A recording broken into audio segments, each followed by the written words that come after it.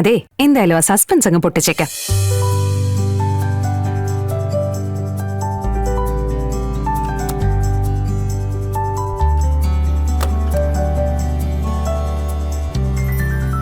എന്താ അമ്മ അത്?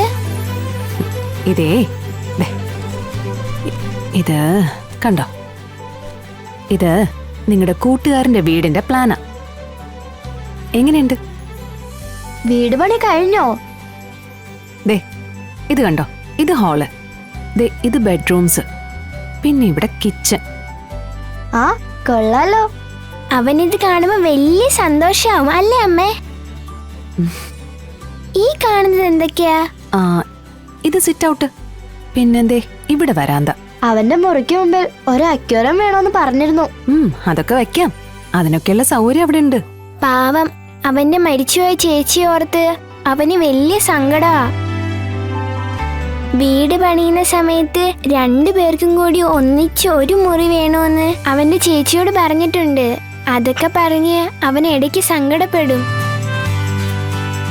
അതിനിപ്പോ നമ്മൾ എന്താ അമ്മേ ചെയ്യാ? അവന്റെ ചേച്ചിയുടെ ഒരു ഫോട്ടോ എടുത്ത് നമുക്ക് അവന്റെ മുറി വെക്കാം. ആ സങ്കടം അങ്ങനെ മാറ്റാലോ. ഞങ്ങളുടെ അച്ഛന്റെ ഫോട്ടോ വച്ചിരിക്കുന്ന പോലെ അല്ലേ? അതിനച്ഛൻ മരിച്ചിട്ടില്ലല്ലോ പപ്പി, അച്ഛൻ എങ്ങോട്ടോ പോയിരിക്കയല്ലേ?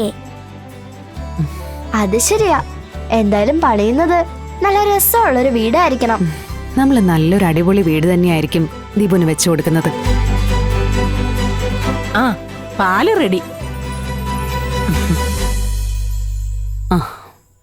ദാ പിടിച്ചോ, ഇത് പപ്പിമോക്ക്, ഇത് സത്യമോക്ക്.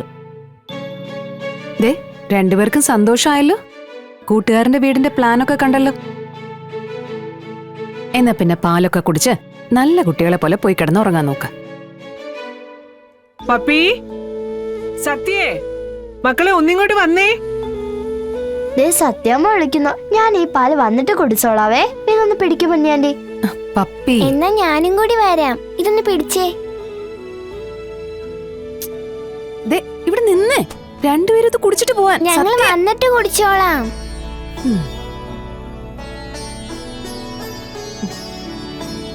കുഞ്ഞിനോട് എനിക്കൊരു കാര്യം പറയാനുണ്ടായിരുന്നു.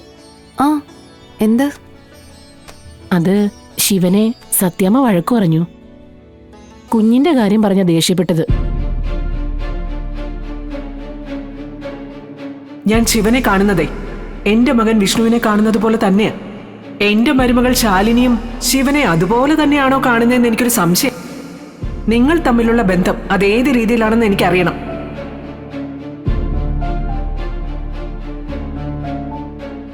അങ്ങനെ സത്യാമ്മ ചോദിച്ചെങ്കിൽ അത് വളരെ മോശമായി പോയി. എന്തെങ്കിലും തെറ്റിദ്ധാരണ ഉണ്ടെങ്കിൽ അത് മാറ്റണം, ഇല്ലെങ്കിൽ സത്യാമ്മ ഇനിയും അത് ആവർത്തിക്കും. അയ്യോ കുഞ്ഞെ, ഞാൻ പറഞ്ഞെന്ന് പറയരുത്. കേട്ടപ്പോ എനിക്കും ബുദ്ധിമുട്ട് തോന്നി, അതാ ഞാൻ പറഞ്ഞത്.